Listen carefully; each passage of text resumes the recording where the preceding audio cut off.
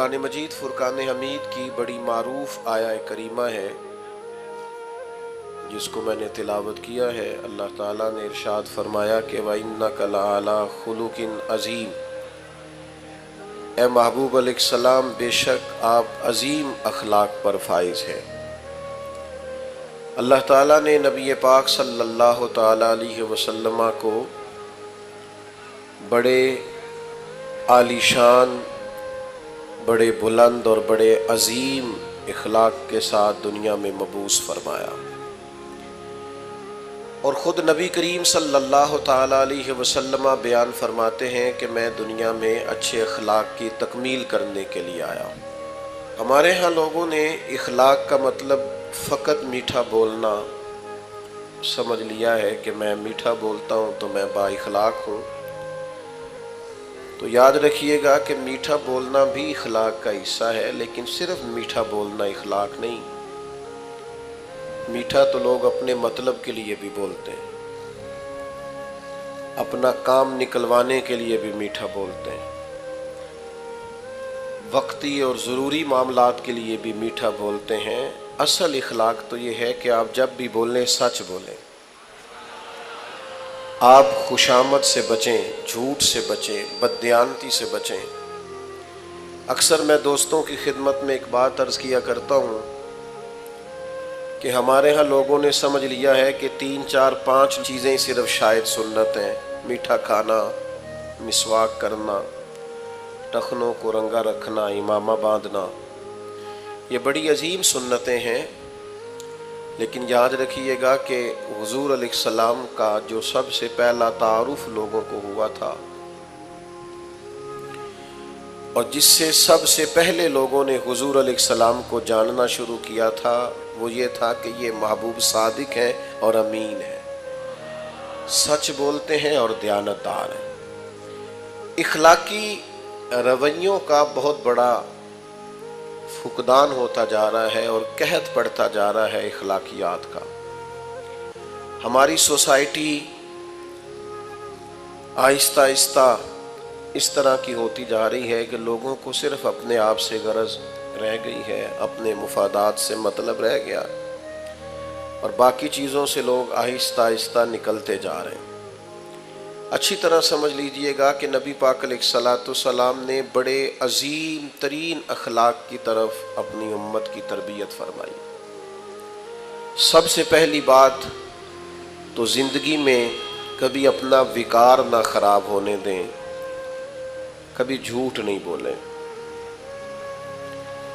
آپ کسی بڑے اچھے تاجر سے ملاقات کر کے دیکھ لیں، آپ اس سے پوچھیں گے کہ کتنی انویسٹمنٹ چاہیے اچھا کاروبار کرنے کے لیے، تو وہ آپ کو بتائے گا کہ انویسٹمنٹ سے زیادہ اس بات کی ضرورت ہوتی ہے کہ لوگ آپ پر اعتبار کریں۔ جس بزنس مین کا مارکیٹ میں اعتبار ہوتا ہے، لوگوں کو پتہ ہوتا ہے کہ یہ سچ بولتا ہے، یہ دیانتدار ہے، اس کا کاروبار زیادہ اچھا چلتا ہے۔ نبی پاک صلی اللہ تعالیٰ علیہ وآلہ وسلم نے ہمیشہ اپنے معاشرے کو، اپنی سوسائٹی کو سچائی کا پیغام دیا۔ جناب ابو سفیان رضی اللہ تعالیٰ عنہ فرماتے ہیں کہ مجھے جب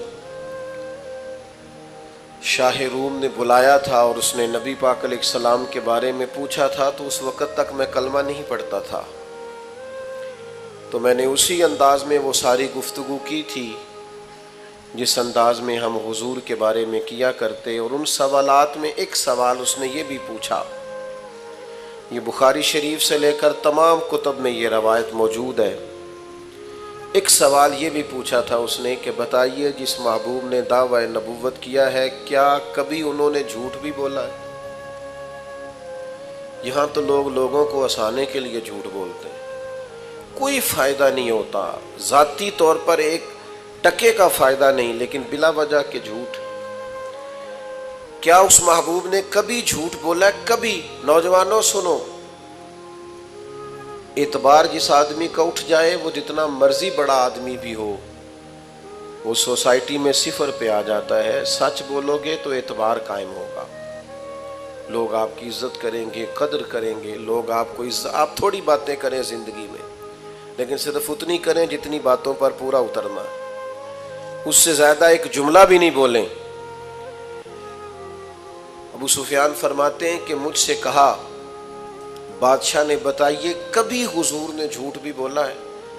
تو کہتے ہیں تھوڑی دیر کے لیے میں خاموش ہوا اور پھر زبان حال سے گویا کہا کہ وہ رشتے میں میرے بھتیجے ہیں، مخالفت میری بڑی ہے، جنگوں میں میں ان کے مقابل سپہ سالار بن کے آتا ہوں، میں نے انہیں سیدہ آمنہ کی گود میں بھی دیکھا ہے، دادا کے کندھوں پر بھی دیکھا ہے، چچا کے گھر میں بھی دیکھا ہے، جناب ختیجہ کا دولہا بنے بھی دیکھا ہے، اور ان کی گود میں بیٹیوں کو کھیلتے بھی دیکھا ہے، اور ان کے مقدس بال میرے سامنے سفید ہوئے۔ مخالفت اپنی جگہ پر محبوب کی زبان سے جب بھی نکلتا ہے حق اور سچ ہی نکلتا ہے۔ میری بات کو اچھی طرح سمجھیے گا، اس بات پر جو تبصرہ کیا نا شاہ روم نے وہ بڑا انوکھا ہے۔ شاہ روم کہنے لگے پھر بات تو ختم ہو گئی نا، جس بندے نے بندوں سے کبھی جھوٹ نہیں بولا وہ بھلا یہ والا جھوٹ کیوں بولے گا کہ میں اللہ کا رسول بن کے آیا ہوں؟ تو یہ صداقت کی دلیل ہے۔ تو ایک تو اخلاقی رویوں میں اس بات کو پیدا کریں کہ بلا وجہ کے جھوٹ اور بلا وجہ کی گپیں ان سے اپنے آپ کو نکالیں۔ دوسری ایک بہت بڑی اخلاقی ضرورت ہماری سوسائٹی کو ہے، وہ یہ ہے کہ کبھی کسی دنیا دار کے سامنے ہاتھ نہ پھیلائیں، کبھی کسی سے لالچ وابستہ نہ کریں، خودداری، عزت نفس، قناعت، جو اللہ نے آپ کو دیا اس پر پورے طور پہ راضی رہیں۔ لیکن کسی کی بڑی گاڑی دیکھ کر پریشان ہو جانا اور کسی شخص کا بنگلہ دیکھ کر پریشان ہو جانا، آج کل نوجوانوں میں ایک بڑی خوفناک بات پائی جاتی ہے۔ مجھے ایک دو جگہ سننے کا موقع ملا تو مجھے بڑی تکلیف ہوئی۔ وہ کہنے لگے جی کاروبار ضرور کرنا ہے ہم نے پر دوسروں کے پیسوں پہ کرنا ہے۔ تو خطرناک سوچ ہے، اس طرح کی سوچیں تو معاشرے کو کھا جاتی ہیں۔ یعنی آپ کسی کے بل بوتے پر جینا چاہتے ہیں۔ مسند امام احمد بن حنبل میں حدیث موجود ہے، ایک صحابی نے عرض کیا یا رسول اللہ ذلت کیا ہے؟ نبی کریم نے فرمایا لالچ نہ کرنا، ذلیل ہو جائے گا۔ تو یا رسول اللہ عزت کیا ہے؟ فرمایا جو رب نے تجھے دیا ہے تو اس پہ راضی ہو جا، اللہ تجھے عزت عطا فرما دے گا۔ تو خودداری اپنی طبیعت میں پیدا کریں، عزت نفس پیدا کریں۔ یہ ہاتھ پھیلانا، یہ ڈھونڈتے پھرنا کہ کوئی امیر آدمی مجھ پر مہربان ہو جائے، یہ خوابیں دیکھنا کہ کوئی ایسا جیک لگ جائے کہ میں بھی آگے چلا جاؤں، اس سے قومیں بزدل ہو جاتی ہیں، باصلاحیت لوگ بھی بیکار ہو جاتے ہیں۔ خود محنت کریں۔ اقبال کہتے ہیں اپنی دنیا آپ پیدا کر اگر زندوں میں ہے تو خود محنت کر۔ ایک کی تو پیشہ برا ہے دنیا میں اور وہ ہے کسی کے آگے ہاتھ پھیلانا، باقی تو جو ریڑھی لگاتا ہے اور مزدوری کر کے کھاتا ہے وہ بڑا عظیم آدمی ہے، باقی جو مزدور کے ہاتھ ہیں وہ بڑے قیمتی ہیں۔ کبھی کسی کی طرف، پھر میں آپ کو بڑی ذمہ داری سے اور تجربے کے بعد بتاتا ہوں کہ آپ خوددار ہو جائیں، اللہ مدد بھی بڑی فرماتا ہے۔ آپ ارادہ کریں کہ میں نے اپنے دست و بازو پہ آگے بڑھنا ہے، اللہ تعالیٰ رحمت فرماتا ہے اور بڑے دروازے کھول دیتا ہے، آسانیاں ہونی شروع ہو جاتی۔ لیکن جیسے جیسے ہرس، ہوس، لالچ، طمع بڑھے گا حالات خراب ہوں گے۔ حضرت حکیم بن حزام رضی اللہ تعالیٰ عنہ بخاری میں موجود ہے، فرماتے ہیں میں حضور کی بارگاہ میں حاضر تھا، نبی کریم علیہ السلام بانٹ رہے تھے تو میں نے بھی دیکھا جو ان کو بانٹتے، تو میں نے بھی بڑھ کے شوق تھے، دستے عطا کے سامنے دستے طلب بڑھا دیا، تو میں نے بھی عرض کی حضور مجھے بھی دیجئے، تو محبوب نے ایک دفعہ بھی دیا، دو دفعہ بھی دیا اور تین دفعہ بھی دیا، اور پھر ایک نصیحت بھی فرمائی، ایک تربیت بھی محبوب نے فرمائی۔ حضور فرمانے لگے حکیم یہ مال بڑا میٹھا ہوتا ہے، لیکن اگر قناعت کے ساتھ اسے لوگے نا، قناعت کے ساتھ، تو پھر یہ تمہارے لیے بہتر ہے، لیکن فرمایا اگر لالچ کے ساتھ لوگے نا، یہ حضور ہمیں سمجھا رہے ہیں، صحابی وسیلہ ہے اور ہمیں نصیحت ہو رہی۔ کریم فرمانے لگے اگر اس کو تم لالچ سے لوگے تو فرمایا اس آدمی کی طرح ہو جاؤ گے جو کھانا تو کھاتا ہے پر اس کا پیٹ نہیں بھرتا، وہ بار بار کھاتا ہے، بار بار کھاتا ہے، سہ سہ نفل نمازاں پڑھیاں پر ظالم نفس نہ مردہ ہو، بار بار کھاتا ہے۔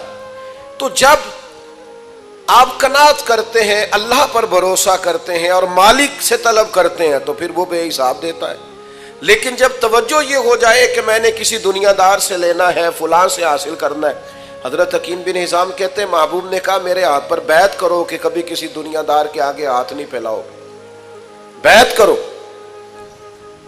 آپ فرماتے ہیں میں نے اپنے نبی سے وعدہ کیا، پھر عمر گزر گئی، کبھی کسی دنیا دار کے آگے ہاتھ نہیں پھیلایا، یہاں تک کہ وہ گھوڑے پر بیٹھے ہوتے تھے اور درہ کبھی ہاتھ سے گر جاتا تھا نا تو قریب غلام کھڑا ہوتا تھا تو اسے بھی نہیں فرماتے تھے مجھے اٹھا کے دے دو، خود گھوڑے سے اترتے تھے، خود درہ اٹھاتے تھے۔ خادم کہتا مجھے بتا دیتے میں کر دیتا، فرمایا کیسے بتا دیتے، میں نے اپنے نبی سے وعدہ کیا ہے کبھی کسی دنیا دار کے سامنے ہاتھ نہیں پھیلاؤں گا ذات کے لیے۔ حضرت ابو بکر صدیق کے زمانے میں انہیں بلایا گیا اور کہا گیا یہ آپ حصہ لے لیں، تو انہوں نے کہا نہ جی، یہ مال غنیمت میں سے بھی میرا حصہ کسی اور کو دے دیں، میں نے حضور سے وعدہ کیا ہے۔ جناب عمر کے زمانے تک ان کا یہی حال رہا، پھر وصال فرمایا۔ تو یاد رکھیے گا جب تک خودداری نہیں نہ پیدا ہوتی، عزت نفس نہیں پیدا ہوتی، اتنی دیر تک آپ اخلاقی بلندی کو پا نہیں سکتے۔ وہ حاتم طائی سے کسی نے کہا تھا کبھی اپنے سے بڑا سخی بھی دیکھا ہے؟ اس نے کہا دیکھا ہے۔ وہ کیسے؟ کہنے لگے میں نے ایک دن سارے شہر کی دعوت پکائی تھی، تو میں نے کہا دیکھوں ذرا سارے لوگ آ گئے کہ کوئی رہ گیا ہے، تو میں چہرے پہ نقاب ڈال کے گیا تو ایک بوڑھا آدمی جنگل میں لکڑیاں کاٹ رہا تھا، تو میں نے اسے کہا بزرگوں آپ کو دعوت نہیں ملی آج؟ حاتم طائی کے ہاں دعوت تھی۔ تو کہنے لگا ملی تھی، تو گئے کیوں نہیں؟ تو حاتم کہتے ہیں وہ مجھے کہنے لگا مجھے نا اپنے ہاتھوں کی کمائی کا چسکا لگ گیا ہے۔ کس کمائی کا؟ ہلکا سا بولیے گا، اپنے۔ اور نبی پاک علیہ السلام فرماتے ہیں سب سے بہترین کمائی وہ ہے جو بندہ اپنے دو ہاتھوں سے کر کے کھاتا ہے۔ مجھے اپنے ہاتھوں کی کمائی کا چسکا لگ گیا ہے۔ حاتم کہتے ہیں میں بڑا پریشان ہوا کہ کمال ہو گئی یار، مزدور ہو کر دعوت اتنی قیمتی اور یہ گیا نہیں۔ کہتے ہیں میں گھوڑے پہ بیٹھ کے واپس آنے لگا تو پیچھے سے مجھے آواز دی، کہنے لگا یہ 3 دینار میرے بھی لے جانا اور وہاں جو لنگر پکا رہا اسے دے دینا، حاتم طائی کو تو ضرورت نہیں، بڑے بڑے اچھے لوگوں نے دعوت پہ آنا ہے، چلو تھوڑا حصہ میرا بھی پڑ جائے گا۔ تو حاتم کہتے ہیں میں گھوڑے سے گر گیا نیچے اور میں نے کہا ادھر آ تیرے ہاتھ چوموں، میں حاتم طائی ہوں، میں تو امیر ہو کے سخی ہوں، تو غریب ہو کے بڑا سخی ہے۔ نوجوانوں ہاتھوں کی کمائی، محنت، جد و جہد، یہ سارے بزدل لوگ ڈھونڈا کرتے ہیں۔ وہ ایک شاعر تھے نا، شاعروں سے معذرت کے ساتھ، تو بعض اوقات شعراء کی حالت بھی ایسی ہوتی ہے کہ لوگ 4 پیسے دے جاتے ہیں۔ تو وہ شاعر تھے تو وہ بڑی چادر لپیٹ رکھی تھی، تو کسی ویرانے میں بیٹھے تھے اور بال بکھرے ہوئے تھے، سب کی تو خیر یہ کیفیت نہیں ہوتی لیکن بعض کی۔ تو ایک شخص وہاں سے گزرا تو وہ 5 روپے پھینک گیا، تو اس شاعر نے بڑی تگڑی بات کی جو سمجھنے والی، اس نے کہا یہ پیسے کیوں دے رہے ہو؟ اس نے کہا آپ کو ضرورت ہوگی، آپ غریب ہیں۔ تو اس نے کہا ضرورت ہوگی تو اللہ رسول سے مانگوں گا، تم سے کیوں مانگوں؟ اس نے کہا آپ کو حاجت ہوگی، تو اس نے کہا یہ آرزوئے کرم اور میں آپ سے کروں، یہ آرزوئے کرم اور میں آپ سے کروں، یہ بھیک اس کو دیجیے جس کا خدا نہ ہو، میں کو لاوارث ہوں۔ دیکھیں نا، وہ آج بعض لوگ ایسے ہیں، بعض گروہ ایسے ہیں، بعض شعبہ ہے زندگی سے تعلق رکھنے والے لوگ رہتے ہیں جس کے بارے میں لوگوں کا خیال ہے کہ یہ آیا تو مجھے مفتی دینا پڑے گا، شاید یہ بندہ آیا تو مجھے بالکل پیسے نہیں دے گا۔ اعلیٰ حضرت بریلوی رحمۃ اللہ علیہ دکاندار کے پاس گئے سرسوں کا تیل لینے، تو آپ نے اسے بوتل تھمائی، کہا یہ تیل بھر دو، تو اس نے بوتل میں تیل بھرا تو فرمایا کتنے پیسے؟ کہنے لگا ویسے تو 5 آنے کی ہے، آپ ہمارے عالم ہیں، آپ 3 آنے دے دیں۔ تو فاضل بریلوی نے پورے ہی 5 دیے، فرمایا تو پورے رکھ، میں اپنا علم 2 آنے کا نہیں بیچا کرتا۔ کرو مدح اہل دول رضا، پڑے اس بلا میں میری بلا، میں گدا ہوں اپنے کریم کا، میرا دین پارائے نہ نہیں۔ میرے عزیز خودداری، وقار، عزت نفس یہ چھوڑ دیں ہر وقت اپنے آپ کو مسکین ظاہر کرنا، یہ چھوڑ دیں ہر وقت. وہ ایک جگہ پہ بٹ رہا تھا کچھ سامان راشن کا، تو میں وہاں سے گاڑی میں گزرا تو میں نے ان لوگوں کو دیکھا کہ وہ لڑ رہے تھے، تو میں نے ایک کو سائیڈ پہ کر کے پوچھا کہ ویسے آپ یہ راشن کتنے دن کھا لیں گے، آپ کا کیا خیال ہے، ویسے کتنے کو دن، 15 دن 18 دن چلے زور لگا لیں 1 مہینہ، تو جب ساری زندگی محنت سے کما کے کھانا ہے تو یہ رسوائی آپ نے کیوں کٹھی کر لی؟ یہ آپ کو عزت سے دیتے نوازتے وہ بات الگ تھی، یہ کیا رنگ آپ نے اختیار کر لی؟ نوجوانوں جینا سیکھو یار، محنت کرنی سیکھو، مشقت کرنا سیکھو. میرے نبی پاک علیہ السلام نے اپنی امت کو محنت کا رستہ دکھایا ہے، مشقت کی راہ دکھائی ہے. یہ سنو، یہ سیاستہ میں حدیث ہے. ایک نوجوان نے آ کے عرض کیا تھا یا رسول اللہ کچھ دیجئے، تو نبی کریم نے فرمایا تیرے پاس کچھ نہیں؟ اس نے کہا یا رسول اللہ میرے گھر میں 1 کمبل اور 1 پیالہ ہے. اتنی بڑی تعداد میں آپ لوگ یہاں موجود ہیں، میں اگر پوچھوں نا آپ سے کہ کوئی اتنا غریب ہے جس کے گھر میں 1 ہی کمبل اور 1 ہی پیالہ ہو تو نہیں ملے گا اس مجمع میں. صرف 1 پیالہ اور 1 کمبل، یہ دیکھیں یہ اس کی راس ہے، انویسٹمنٹ ہے. حضور نے فرمایا لے کے آ، وہ لے کے آئے. اللہ کے رسول صلی اللہ تعالی علیہ وسلم نے بولی لگا دی کون خریدے گا؟ ایک صحابی نے کہا 1 دینار میں خریدوں گا، ایک نے کہا 2 دینار میں. حضور نے 2 دینار میں بیچ دیا. فرمایا جا 1 دینار کا کھانا لے جا گھر اور 1 دینار کا کلاڑا خرید کے لا. وہ کلاڑا خرید کے لایا تو تھا بڑا نصیبوں والا. فرماتے ہیں نصیب دیکھو اس کلاڑے کے اندر دستہ نبی پاک نے اپنے دستے مبارک سے لگایا. فرمایا جا جا کے جنگل سے لکڑیاں کاٹ، کھا بھی اور کھلا بھی، پہن بھی اور پہنا بھی، اور 15 دن مجھے اس طرح نظر نہ آنا، یعنی فرض نماز کے علاوہ ملاقات نہ کرنا. محنت کر، نکل میدان میں، اٹھ باندھ کمر کیوں ڈرتا ہے، پھر دیکھ خدا کیا کرتا ہے. ہمت کریں، جدوجہد کریں. جب آپ 1 قدم اٹھاتے ہیں تو اللہ کی مدد مل جاتی ہے. صحابہ فرماتے ہیں وہ 15 دنوں کے بعد آیا نوجوان، تو حضور نے پوچھا اب کیا حال ہے؟ کہنے لگا یا رسول اللہ پہلے 1 پیالہ تھا اب سارے گھر کے برتن بن گئے. حضور پہلے 1 بستر تھا اب سارے گھر کے بستر بن گئے. تو نبی پاک نے محنت کی طرف لگایا. ہمارے نوجوان نا بیچارے وہ ساری زندگی سوچتے رہتے ہیں میری کبھی وہ UK والی خالہ مہربان ہو جائے نا، وہ میرا امریکہ والا ماموں مہربانی کرے. تو آپ پریشان نہ ہو، ماموں کو بھی پتہ ہے آپ کی توجہ اس طرف ہے. ان سے بھی کوئی ہاتھ ملاتا ہے تو انہیں یوں ہی لگتا ہے کہ شاید اس کو بھی مجھ سے لالچ ہے، اس کو بھی وہ بھی بیچارے الجھے ہوئے ہیں. ان چکروں سے باہر کیوں نہ آئے؟ آپ کو پتہ ہے زندگی میں خوش کون ہوتا ہے؟ جو اپنے نصیب سے خوش ہو جاتا ہے، جو خود سے محنت کرتا ہے، جو خود سے جدوجہد کرتا ہے. سارے ڈھونڈتے پھرنا، گردن کو جھکا دیتا ہے خیرات کا پتھر، اور جہاں میں مانگنے والوں کے سر کبھی اونچے نہیں ہوتے. وہ حضرت حسن بصری رحمۃ اللہ علیہ کے پاس نا ایک نوجوان آیا، اس نے آ کے کہا حضور آج کے بعد میں نے محنت نہیں کرنی. فرمایا کیا ہوا؟ کہنے لگا آج میں نے عجیب نظارہ دیکھا ہے. شیر نے شکار کیا ہے اور ایک بکرا اس نے مارا ہے اور آدھے سے زیادہ خود کھایا ہے اور باقی بچا ہوا لے کے پہاڑ پہ چڑھ گیا.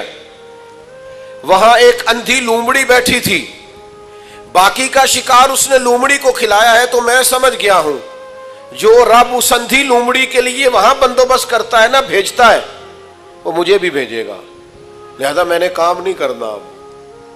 تو خواجہ حسن بصری مسکرائے اور بڑا ہی مسکرائے، اور پھر اس بچے پر شفقت کا ہاتھ پھیرا. کہنے لگے پتر کمال ہے نا تیری سوچ، تو نے کہانی میں 2 کردار دیکھے، ایک لومڑی ایک شیر. تو نے لومڑی بننے کا پروگرام بنایا، شیر بننے کا کیوں نہیں بنایا؟ تو شیر بننا، تو شکار کر، خود بھی کھا اور دوسروں کو بھی کھلا. لیکن یہ کیا ذائقہ ہوا کہ بس وہیں گر جانا ہے، اسی طرف ہی صرف آنا ہے. ایک تو سچ بولیں، خوددار بنے، اور تیسرا حضور نے ہمیں جو اخلاق سکھایا ہے نا وہ یہ ہے کہ سوچ چھوٹی نہیں رکھنی، کبھی بھی سوچیں بڑی ہونی چاہیے، دائروں میں بند نہ ہو. نبی پاک صلی اللہ تعالی علیہ وسلم مخلوق کے رسول بن کے آئے. حضور جب بھی بات کرتے تھے عالمی کرتے تھے. نبی کریم جب بھی سوچیں دیتے تھے قومی اور ملی دیتے تھے. ہمارا مسئلہ یہ ہے کہ ہماری سوچیں ذاتی ہیں، قومی نہیں، ملی نہیں، عالمی نہیں. یعنی جس بندے نے 6 کروڑ کا گھر بنایا ہے نا، وہ 5 لاکھ روپیہ اپنے دروازے میں گلی میں لگانے کو تیار نہیں ہوتا. وہ کہتا ہے جی یہ گھر تو میرا ہے تو گلی سانجھی ہے. وہ خدا کے بندے ملی سوچیں پیدا کریں، ملی، قومی.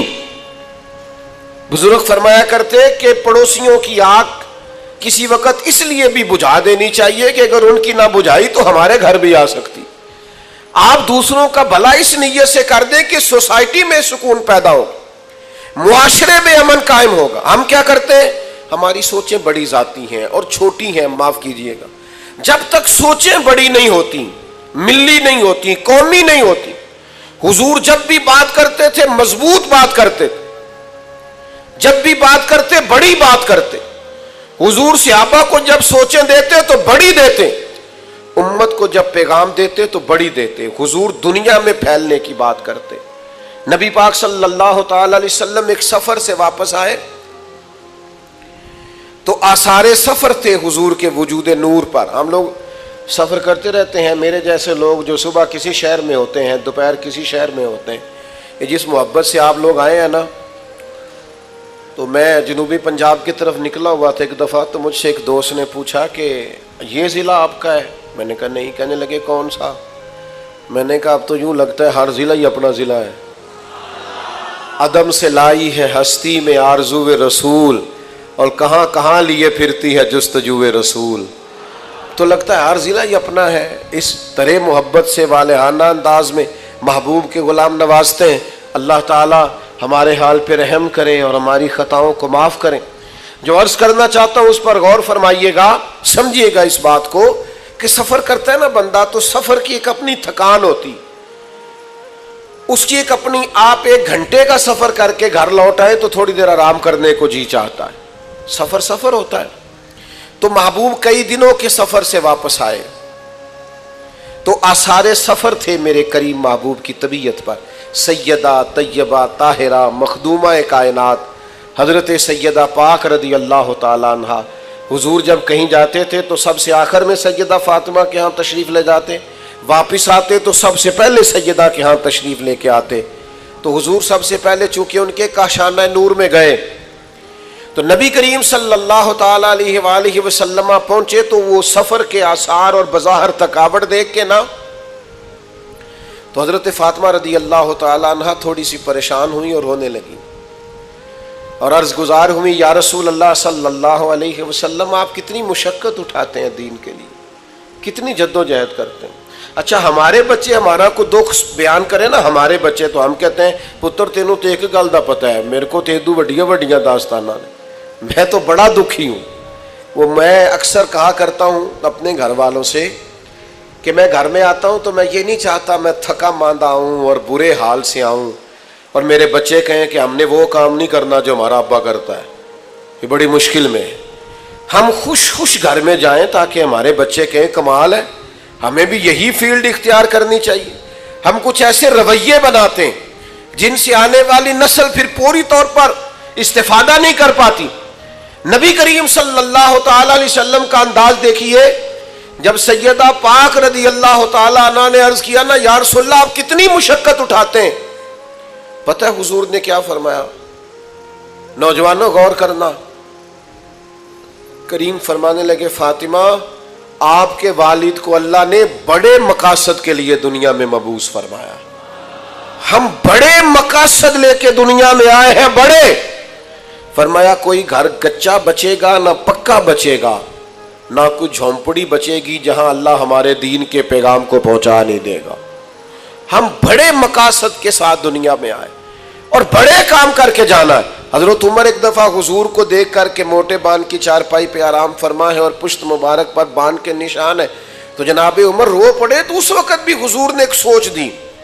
فرمایا عمر تو پسند نہیں کرتے کہ کیسر و کسرا دنیا میں تھوڑی آسانی اٹھائیں اور آخرت میں رسوا ہو جائیں، اور اب دنیا میں تھوڑی مشقت کریں اور آخرت کی ساری عزتیں اللہ ہمیں ہی عطا فرما دے.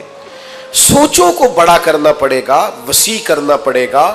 آج کل تو ایسی ہوا چلی ہے کہ ہر شخص سوچتا ہے تمام شہر جلے بس ایک میرا گھر نہ جلے، یہ سوچ ٹھیک نہیں ہے۔ آپ ملی اور قومی سوچیں پیدا کریں۔ ایک بہت بڑا اخلاق یہ ہے ہمارا کہ تھوڑا سا نا دوسروں کے بارے میں بھی سوچنا شروع کریں۔ دیکھو، وہ وجود کسی کام کا نہیں ہوتا جو نفع بخش نہ ہو، وہ علم کسی کام کا نہیں ہوتا جو نفع بخش نہ ہو۔ جب تک آپ دوسروں کا فائدہ نہیں سوچتے، یعنی حضور علیہ السلام کے جملوں کا حسن دیکھیے، فرمایا میرا مومن ہی وہ ہے جو اپنے لیے پسند کرے وہی اپنے بھائی کے لیے بھی پسند کرے۔ آپ کی سوچوں میں آپ اس حدیث پر عمل کریں، پورے ملک میں کبھی کوئی ملاوٹ نہیں کرے گا، کبھی کوئی دھوکہ نہیں دے گا، کبھی کوئی فراڈ نہیں کرے گا۔ ہمارے اسا فرمایا کرتے مدرسہ اس طرح کا بنانا کہ تمہارا اپنا بچہ بھی اس میں پڑھ سکے، کھانا اس طرح کا پکانا وہاں کہ تمہارا اپنا بچہ بھی اس طرح سے کھا سکے، ماحول ایسا بنانا کہ جو کم از کم تم خود سمجھو کہ یہاں